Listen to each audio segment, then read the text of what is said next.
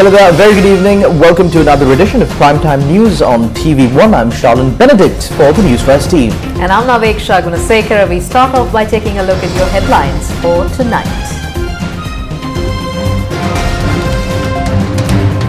Buddhists mark Binara Full Moon Poya Day while engaging in religious observances.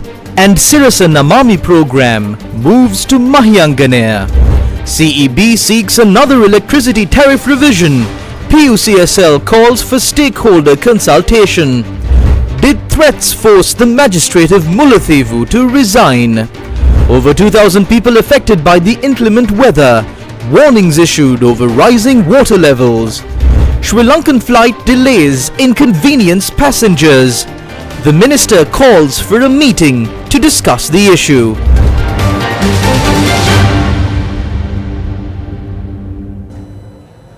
Today is Binara Full Moon Poya Day. It's a very special Poya Day for Buddhist devotees around the world.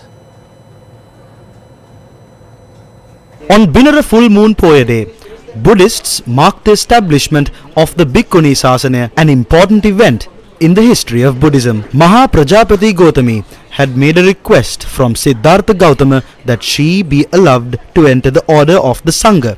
But the Buddha turned it down on 3 occasions. Undeterred, Mahaprajapati Gautami and 500 other women donned yellow robes with shaven heads stood outside Nigrodharamaya in Kapilavastu where the Buddha was residing. Venerable Anand made the same request from the Buddha on behalf of Prajapati Gautami, and after considering these appeals, the Buddha granted permission for the women to be ordained by accepting the following 8 great conditions. During this period, Buddhist monks engaged in literature and the sasana activities without leaving their place of worship. According to the chronicles, many works of literature, including the Saddharma Ratnavaliya, Pujavaliya, Saddharma Alankaraya and the Jataka Potwahanse were penned during the month of Binara. The Sirasa Namami Poya Day programs, organized to mark the Binara Full Moon Poya Day, got underway at the historic Mahyanganaya Rajamaha Viharaya. The programs got underway following the observation of the Atasil or 8 precepts and other religious observances. The great history of the historic Mahyanganaya Rajamaha Viharaya was discussed during the Vihara Asana program. Chief incumbent of the historic Mahyanganaya Rajamaha Viharaya and senior Sangha member of the Asgiri chapter, Venerable Urulavatte Sri Dhammarakita Thero, chief of the indigenous community Uruwarge Vannilatto and Mahavela Dharmasena were among those present. Deputy Registrar of the Asgiri chapter of the Siam sect and chief incumbent of the Asgiri Mahapirivana, Venerable Narang Panave Ananda Thero, delivered the Sirasa Damsara Dhamma sermon. Thereafter, the Sasana dialogue, a discussion for the betterment of the Sambuddha Sasana, commenced under the auspices of the Chief Sanganayaka of Ratnapura, Venerable Vatura Kumbure Dhammaratana Thero. The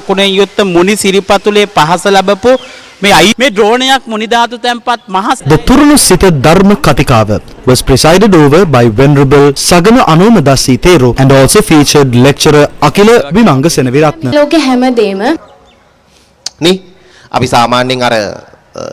අපි අනිත් මිනිස්සුන්ගෙන් ලෞතුරු බුදු පළමුව වැඩි පින්බීම යක්සේනාදම නය කළ පින්බීම. The Satpuma program took place under the auspices of Chief Sanganayaka of the Uva Bingtanna of the Asgiri chapter, Venerable Na Patavela Dhammananda Thero, and also featured Professor Ariratna Kaluarachi and several other experts.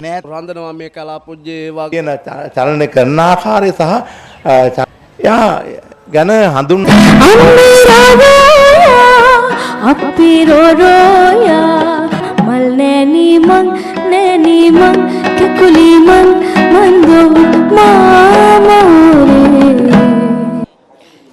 Ape Pansala discussion program was presided over by Venerable Ambulugala Sumangala Thero, and Group Director of the Capital Maharaja Group, S.C. Veerasekara, was among those present for the event. Thereafter, the Podisaduging Ahanna took place. Following the Muguna Sav Vandanava, the Poya Day broadcast came to a close.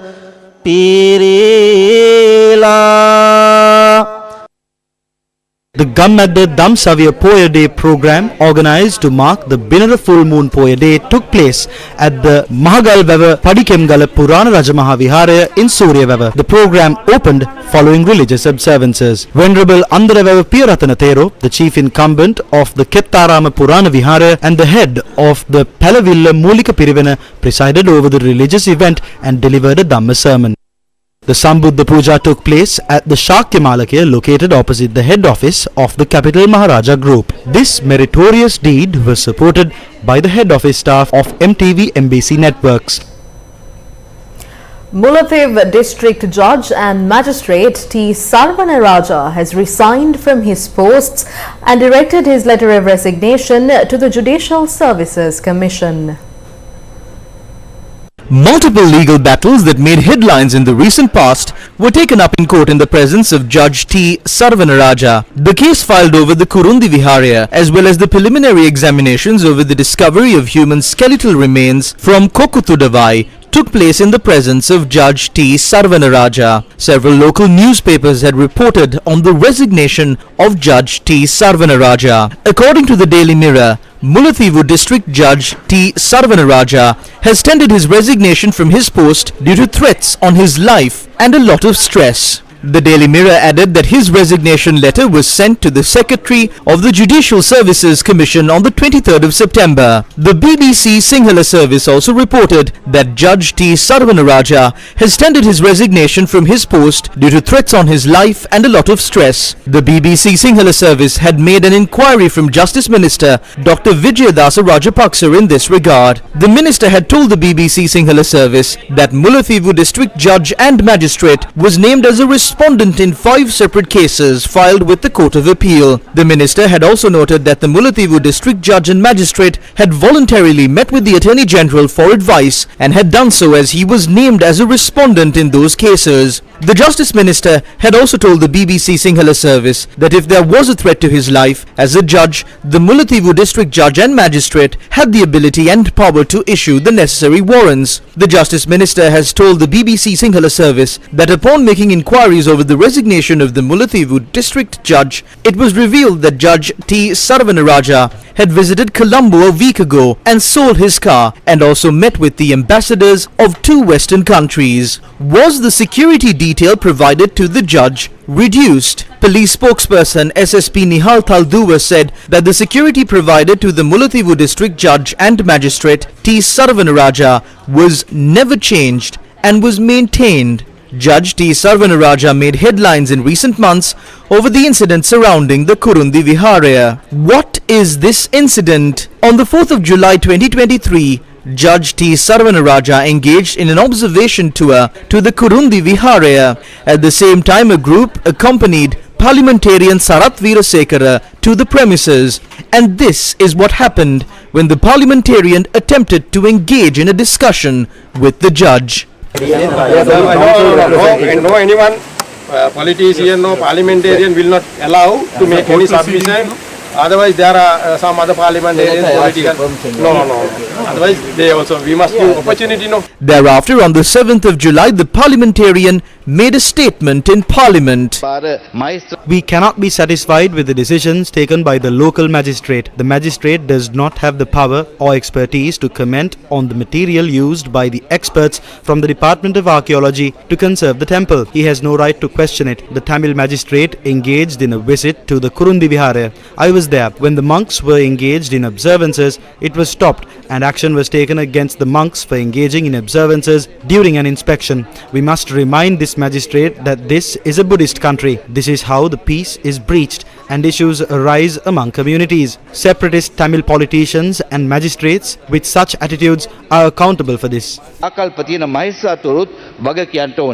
Lawyers in the north and east engaged in a Hartal campaign on the 11th of July against the statements made by parliamentarian Veerasekara. On the 25th of August, lawyers in the north and east once again protested against this statement. President's Counsel M.A. Sumanthiran, speaking in Jaffna, commented on this matter. For the first time ever, a judge is said to have fled the country in fear of his life for having made a judicial order.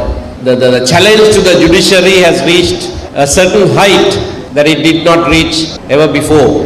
We have seen the executive and unfortunately sometimes even parliament has put the judiciary under stress in recent times. It is our duty, everyone's duty, to protect independent institutions in this country, and foremost of those is the judiciary. When the judiciary is under pressure from outside, there are one of three ways in which they respond. One, of course, is that they don't take any notice of those threats and they act independently. And that's most welcome and salutary. Second response is they can't bear that stress, so they resign and go away. That is not all that good. However, that shows a serious lapse in the whole system. But there is a third response, which is worse than the first two responses. The third response is where the judges give in to the threat and change their verdicts and become tools in the hands of the executive or others. So when we say we must protect the judiciary, it doesn't mean that we protect wrongdoing. We protect judges who act independently and not otherwise. So today, in the area of governance, we have come to a point of a very important and a dangerous trend, and I want to flag that today as we have received this news this morning in all the newspapers. The Frontline Socialist Party says that certain factions are attempting to create a conflict between the legislature and the judiciary. There is a clear conflict being created between the legislature and the judiciary here. On one side, the president and the speaker says that they will not accept the decisions handed down by courts. Sarath Weerasekara has started threatening the magistrates, just like a disciple following in his master's footsteps. If someone has threatened this judge, an investigation must be conducted into this matter immediately. Lawyers in the northern province protested for a day after Sarath Weerasekara had gone and influenced the magistrate. On one day, they staged a protest by reporting to court late. It is amidst such protest that these things keep on repeating. The Public Utilities Commission of Sri Lanka has commenced stakeholder consultation to seek the views of all parties concerned with regard to the third electricity tariff revision for the year. Views and suggestions can be directed to the PUCSL until the 18th. The Public Utilities Commission of Sri Lanka said that it is considering the request made by the Ceylon Electricity Board to increase electricity tariffs once again. Now, this was confirmed in News First by the chairman of the PUCSL, Manjula Fernando.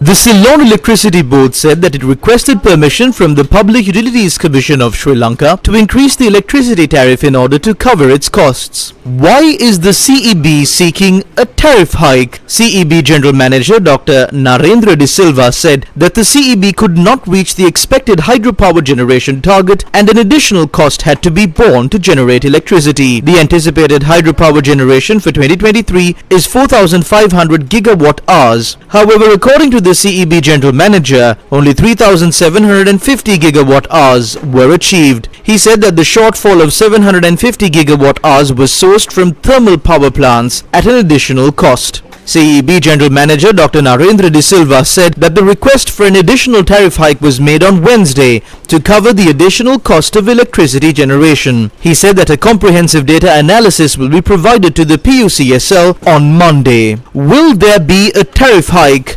Will the PUCSL approve it? The Public Utilities Commission of Sri Lanka said that it is considering the request made by the Ceylon Electricity Board to increase electricity tariffs once again. Is there any link between the tariff hike and the IMF proposals? The Public Utilities Commission of Sri Lanka is considering the request made by the CEB for another tariff hike at a time when the IMF team that concluded its first review under the IMF Extended Fund Facility arrangement pointed out that Sri Lanka continued to face challenges in maintaining cost recovery of electricity pricing. On the 24th of July 2023, the CEB General Manager informed the PUCSL that an electricity tariff hike was required to cover the losses incurred by the CEB. However, the government has assured that there would be no tariff hike until January next year. Even though there are social media claims, there are claims on the media that there is going to be another tariff increase or a revision taking place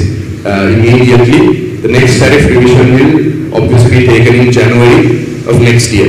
That is the government policy that we have taken. Though the minister maintained such a position, why is a request made to increase the electricity tariff again? Lanka Electricity Company or LECO said that the Social Security Contribution Levy will be applied to electricity bills starting in September 2023. LECO General Manager Dr. Narendra De Silva said that the Social Security Contribution Levy was previously added to the electricity bills of the Ceylon Electricity Board. He added that the Social Security Contribution Levy was not applied to LECO electricity bills due to a legal issue. However, upon resolving the issue, LECO will apply the Social Security Contribution Levy of 2.5% to its electricity bill starting in September 2023. Parliamentarian Udayana Kirindigoda, who represented the Freedom People's Congress, questioned if the government has no plan to revive the local economy. The program by the government has failed. The political authority and the officials have failed. They agreed to the terms of the IMF and they have only achieved 38 of those conditions. It is clear that they are discussing the second tranche being withheld. Is there an alternative? Have we developed the local economy after going to build this country with further borrowings? This needs to be discussed. No local economy has recovered under the IMF. The economy is shrinking by the day. It affects the growth as well. මෙන්න මේ ගැන කතිකාවතක් ඇති වේ යුතුයි සමාජය තුළ විශේෂයෙන් ආණ්ඩුව මේ ගැන හිතන්නෙම නැති විදිහ. State Finance Minister Ranjit Singh Belapitiya says it is a duty of all citizens to pay their taxes and urges the people to fulfill their duties. Paying tax is a duty of the citizen, as it is the main revenue stream for the government to provide security and welfare for the people. Earlier, the people were concerned about whether their taxes were being utilized properly. As the Treasury, we can state that we need to maintain financial discipline. Therefore, the government will utilize the funds for the future of the people. Hence, the people must fulfill their duties.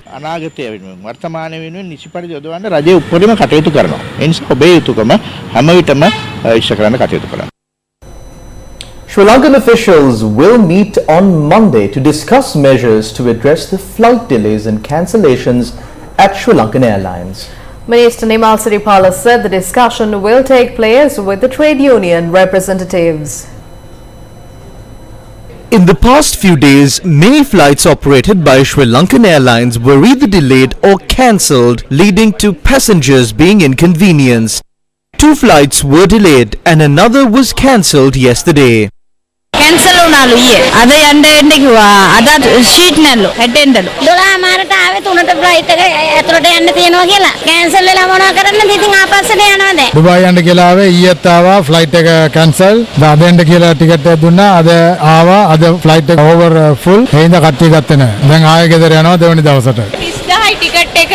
මේ කෑම බීම බඩු සේරම අද cancel කරලා තියෙනවා. එතකොට මේ දුර ඉඳලා එන්නේ. මේ ළමයි පැය 8ක් තිස්සේ. What is the reason for the delay and cancellations? Sri Lanka's national carrier Sri Lankan Airlines issued a statement in response to flight delays and cancellations experienced over the past few days. According to the statement, over the last few days, Sri Lankan Airlines have needed to cancel several flights, mainly due to a number of technical issues, which required temporary grounding of aircraft. It added that these are routine issues, and aircraft maintenance follows very strict procedures which necessitates repairs or replacement parts before the aircraft are cleared to fly. It said that unfortunately in this case, Sri Lankan Airlines suffered a number of groundings at the same time. The national carrier said that every effort has been made to accommodate passengers on alternative flights on Sri Lankan Airlines and other carriers, and steps have been taken to accommodate passengers in hotels where necessary. Sri Lankan Airlines said it fully understands that it has affected the travel and plans of many of its guests and apologizes for the disruption and inconvenience caused, and assures all its loyal customers that Sri Lankan is working diligently to minimize such occurrences moving forward.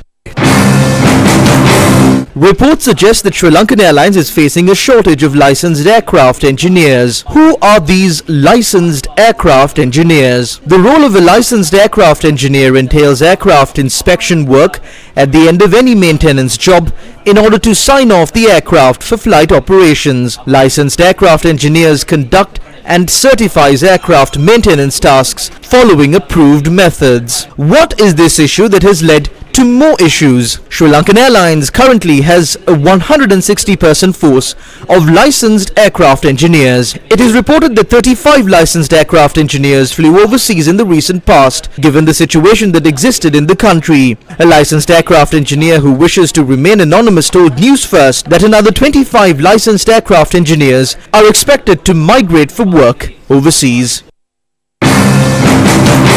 Multiple sectors in Sri Lanka are in crisis due to the exodus of professionals migrating overseas. The country's hospital sector is facing such a crisis. Over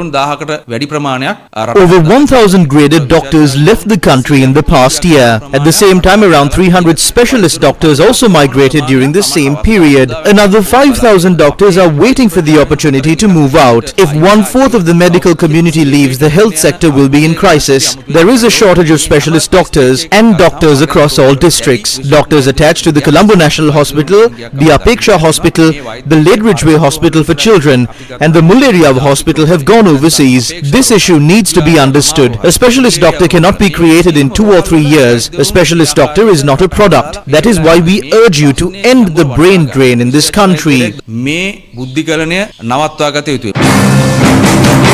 The Federation of University Teachers Associations commented on the exodus of university teachers. Around 700 university teachers left in the past few months. We need around 12,000 university teachers. However, we are left with less than 6,000. This situation seriously affects the quality of education offered by the universities. It also affects the rating of the universities internationally. The university lecturers who are leaving are those who held esteemed positions or who held doctorates. If this is not solved soon, we will not be able to build the education system. The government must understand this issue.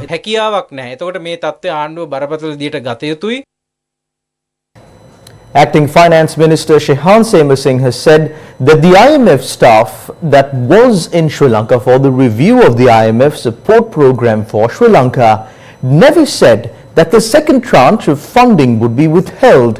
He said that negotiations to secure the staff level agreement will continue. We did not reach a staff level agreement. It is expected that negotiations to secure the staff level agreement will take place after President Ranil Wickremesinghe returns to the country.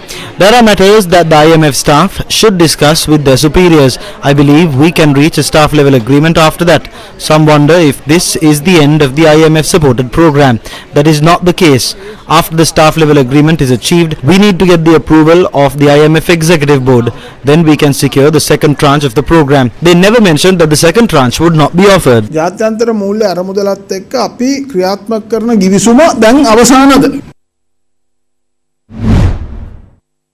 Fitch Ratings has upgraded Sri Lanka's long-term local currency issuer default rating to CCC- from RD. Fitch typically does not assign outlooks to sovereigns with a rating of CCC+ or below. The long-term foreign currency IDR has been affirmed at RD or restricted default and the country ceiling at B-. According to Fitch, the short-term local currency IDR has been downgraded to restricted default from C following the exchange of treasury bills held by the central bank and subsequently upgraded to C in line with the sovereign rating criteria, as Fitch believes the local currency debt exchange has now been completed. Bloomberg News reported that some members on the Committee on Sri Lanka's official creditors are pushing to reach a deal to restructure the nation's debt without the participation of China. The Bloomberg report added the members want the group of major creditors, including the US, Japan and India, to sign a memorandum of understanding with Sri Lanka around the time of the International Monetary Fund and World Bank meetings scheduled for next month in Morocco. A book launch was held today as a part of the special programs conducted by News First for the literary month. This book highlights unique stories from the Mahavansa. The book written by Dharmasena Mahavelage was launched at the Mahiyangane Rajamahaviharaya, a group including the chief incumbent of the Mahiyangane Rajamahaviharaya, Most Venerable Urulevate Sri Dhammarakita Thero, leader of the Damana indigenous community, Uruvarige Vannilattu, Group Director of the Capital Maharaja Group, Shevan Daniel, and Divisional Secretariat of Mahiyangane, W.M. Sanjay Prasad Veerasinghe, participated in the event. News First was the main sponsor for this book launch. We are thankful to Dharmasena Mahavela for the research that he has done on the Mahavansa and for the publishing of this book. There is no doubt that this service provided will be a great benefit to the country and our future generations. Mahavela has written about the history of Mahiyangane, the history of Sorabura, the history of the Yakka tribe, and I would like to impart my blessing upon him. No matter how much talent I have in writing, I believe that I am the only person here who is a Samurdhi beneficiary. That means that I am a poor man. It was Shevan Daniel who saw my poverty and saw my tears and was empathetic to my plight. I am forever in his debt. Doing something like this for the literary month brings pride to us all.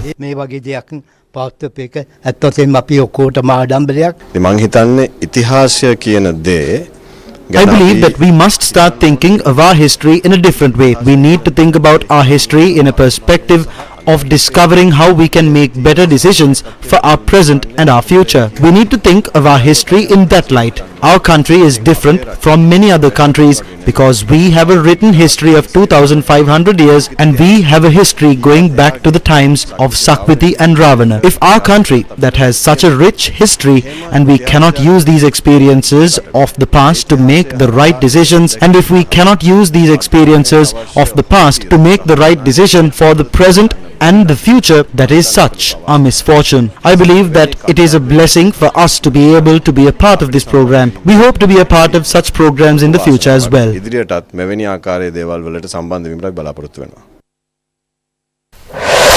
First with the people. President Ranil Wickremesinghe held talks with the President of the Republic of Kazakhstan and the German Chancellor on the sidelines of the Berlin Global Dialogue. President Ranil Wickremesinghe held bilateral talks with German Chancellor Olaf Scholz in Berlin on Thursday during his official visit to participate in Berlin Global Dialogue. The President also attended the Leaders' Dialogue session led by German Chancellor Olaf Scholz on enhancing cooperation in a multipolar world. President Ranil Wickremesinghe engaged in bilateral discussions with Kazakhstan President during his official visit to participate in the Berlin Global Dialogue yesterday. President Wickremesinghe also joined the Leaders' Dialogue session on the role of Kazakhstan in the transition of the global economy led by the Kazakhstan President. A workshop in line with World Tourism Day was held in Alutgama recently. A workshop held in line with the World Tourism Day, which was held in Alutgama recently, focused on improving tourist experience and green tourism. Chairman of the Sri Lanka Institute of Tourism and Hotel Management, Shirantha Pires, spoke about tourist arrivals in Sri Lanka. Our target was 1.55 million arrivals for this year. We had the 1 millionth arrival yesterday, and we will push ourselves to 1.7. The initial estimated figure was 2.7 billion US dollars with 1.55. So touching 1.7, we may even touch 3 billion. That is almost closer to our first IMF bailout. So the tourism, as you know, is a low-hanging fruit. In more local news, a 27-year-old resident of Savanagala has been arrested for cultivating cannabis. A 27-year-old resident of Savanagala has been arrested for cultivating cannabis. Officers of the Hambantota camp of the Police Special Task Force has raided a residence located in Savanagala today. The raid was conducted based on a tip-off received. The arrested suspect has been cultivating cannabis in a greenhouse on the upper floor in his residence.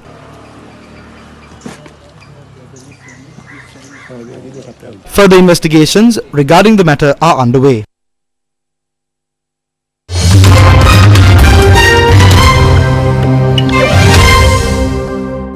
In a look at some news from overseas now, Canadian Prime Minister Justin Trudeau has said his country is serious about building closer ties with India despite an ongoing diplomatic row. His latest remarks come at a time when ties between the two countries, Canada and India, are at an all-time low.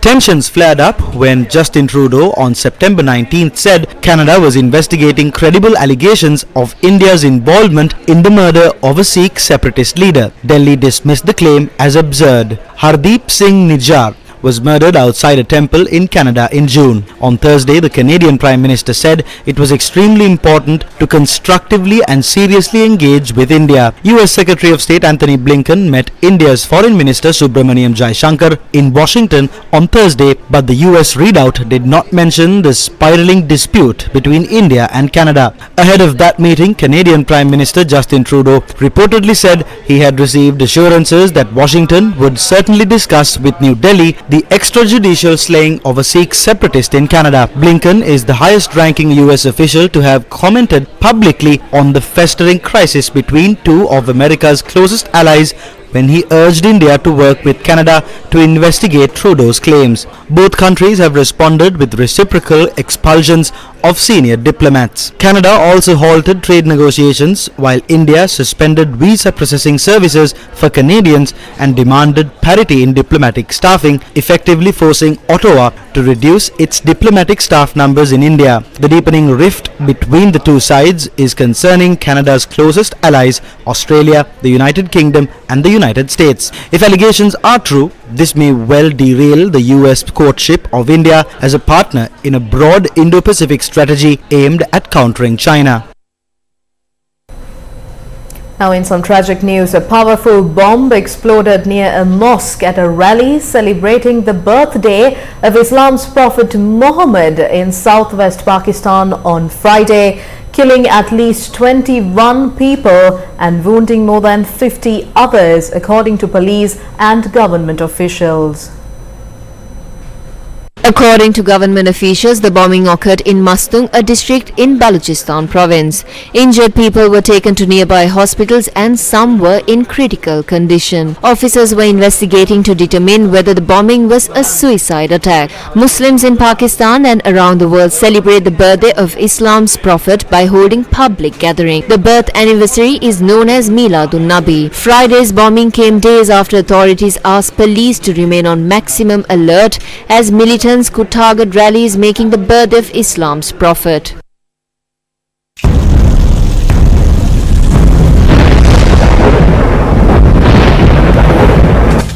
The Department of Irrigation says that the water levels of the Nilwala, Gin and Kalu rivers are increasing due to the heavy rainfalls that are being experienced across the island. Now, during the past 24 hours, the highest rainfall in the country was reported from the Kukulengaga area. The rainfall was reported at 120 millimeters. Due to the prevailing adverse weather, 2,353 people have been affected in the Kalutara, Mathura and Ratnapura districts. Landslide warnings have been issued to 7 districts. The National Building Research Organization announced that areas under the purview of several divisional secretariats of Kalutara, Kandy, Mathura and Ratnapura districts have been issued a Stage 2 landslide warning. Landslide warnings have been issued under Stage 1 for areas falling under the purview of several divisional secretariats in Gaul, Hambantota, Kalutara, K-Gaul, Mathura and Ratnapura districts. A 21-year-old had gone missing after drowning in Lianwala Padukka. Although search operations are underway to locate the body of the missing person, all attempts have been unsuccessful. Flow of traffic in Akurasa Mathura was obstructed due to the prevailing showery weather conditions. Many places of business were inundated. A rise of water levels can also be seen in surrounding areas of Akurasa such as Kaddua and Malindaba.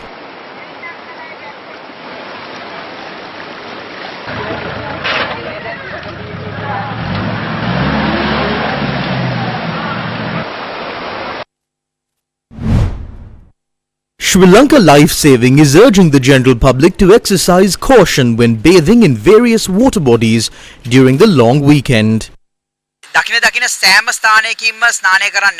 Do not go to swim at every location you come across. It is better to swim in an area where there are lifeguards. If an emergency occurs, call 117. That is the number for the Disaster Management Center. ඕන කාරණාවක් කෙනෙක්ට යම්කිසි හදිසි අවස්ථාවක් වුණොත් එimhe ඕනෑම ආපදා තත්වයකදී 117 කියන ආපදා කළමනාකරණ මධ්‍යස්ථානයේ හදිසි ඇමතුම් අංශයට තමන්ගේ අදාළ හදිසි ඇමතුම යොමු කරන ලෙසත් ශ්‍රී ලංකා ජීවිතාල සංගමය මම ඉතාමත්ම කරුණාවෙන් ඉල්ලා සිටිනවා.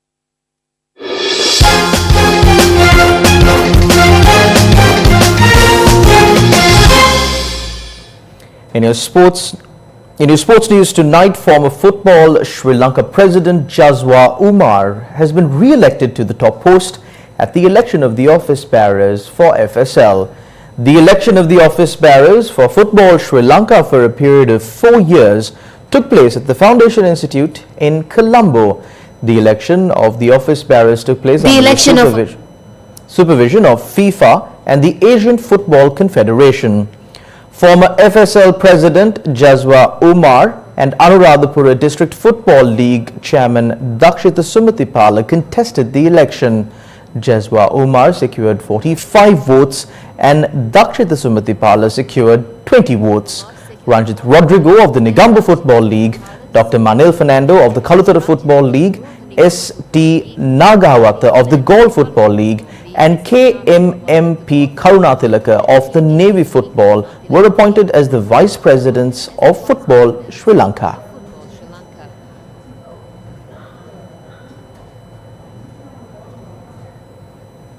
නව ව්‍යවස්ථාව අනුව තියෙන පළමු නිලවරණය මම මේ රටට සහ පාපන්දුවට පොරොන්දුවක් දෙනවා මෙතන සිට අපි තාම විනිවිද භාවයෙන් යොත් හොඳ පාපන්දු සම්මේලනයක් නිර්මාණය කරන්න කැප වෙනවා කියලා ඒ වගේම තමයි ගමට පාපන්දු ගෙනිලා රටේ පාපන්දුවේ ඉහළ තලයට ගෙනියන්න අවශ්‍ය සියලු වැඩ කටයුතු ඉතාම කඩමින් පටන් ගන්න අපි සූදානම් මම හිතනවා මේ නිලවරණය තාම සාධාරණව සහ ඉතාම හොඳ තත්ත්වයකින් පැවතුණා කියන එක තමයි මගේ අදහස. Nadisha Ramanayaka, Kalinga Kumarage and Aruna Darshana qualified for the finals of the 400 meters men's and 400 meters women's events at the Asian Games today. The 19th Asian Games is being held in Hangzhou, China. Sri Lanka's Nadisha Ramanayaka participated in the second qualifier of the 400 meters women's event today. She recorded a time of 52.67 seconds and secured her place in the finals. Meanwhile, Kalinga Kumarage participated in the first qualifier of the 400 meters men's race and clinched first place while recording a time of 45.57 seconds. With this victory, he secured his place in the finals. Sri Lanka's Aruna Darshana qualified for the 400 meters finals by finishing third in the third qualifier. He clocked in at 46.07 seconds.